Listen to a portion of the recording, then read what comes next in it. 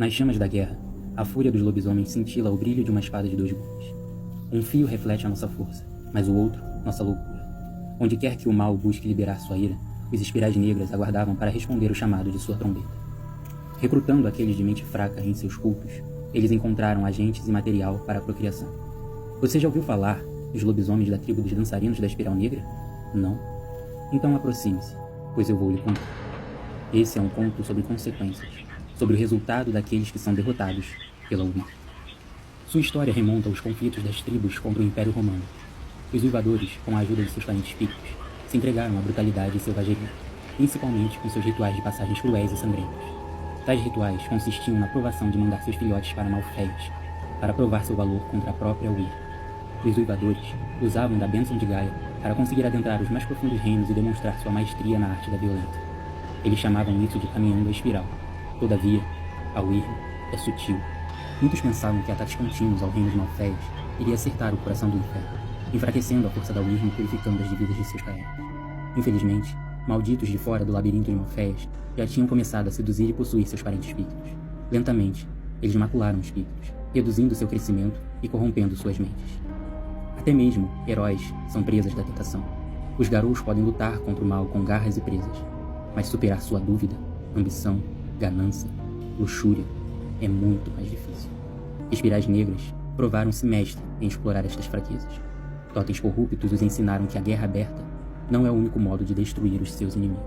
O último caerne a cair foi o da seita de Maio Diplad, uma ilha onde os mais puros uivadores reagiram antes da marcha para o Grande Poço e a ruína total da tribo.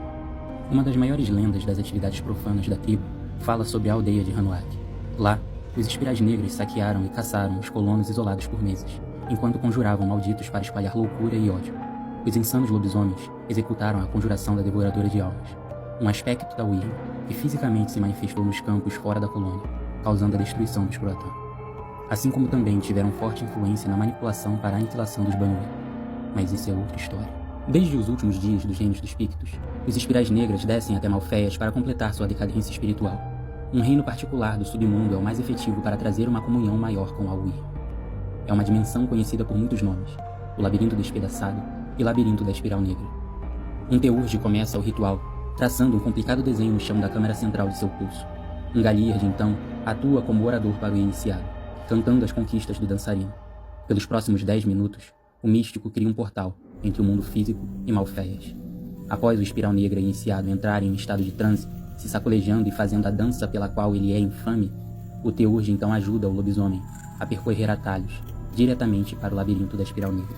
À medida que a Wyrm se enfurece pelo seu crescente confinamento, seus servos ecoam sua loucura. A raiva e fúria sem limites da Wyrm é forte o suficiente para despedaçar a sanidade de muitos dançarinos da Espiral Negra. Essa insanidade é tomada como uma profecia, indicando que uma das Wyrms instintivas abençoou o iniciado e demonstrou seu potencial para conquistas infames. O totem da tribo é o Curiango, a ave noturna. Contudo, as forças da corrupção são legiões, um exército espiritual enfileirado atrás das 3 cabeças da hidra da Wyrm triática, a fera da guerra, a devoradora de almas e a profanadora. Após um Espiral Negra completar seu ritual de passagem, ele deve aceitar uma dessas 3 entidades como seu totem pessoal. Esse é o primeiro passo para a verdadeira decadência espiritual. Disso decorrem pactos com espíritos profanos, como o Dragão Verde e o Morcego.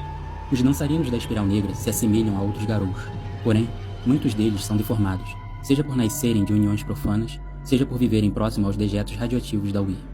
Na forma crinos, suas cabeças, dotadas de grandes mandíbulas, costumam ser parecidas com a de hienas, enquanto as orelhas são pontudas e desprovidas de pelos, como as de morcegos.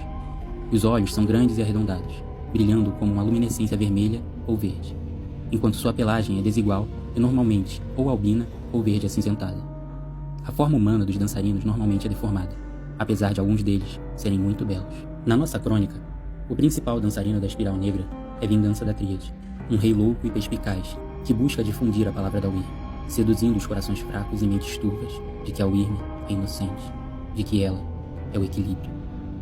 Esse foi o Registro Prateado de hoje. Até mais, filhote.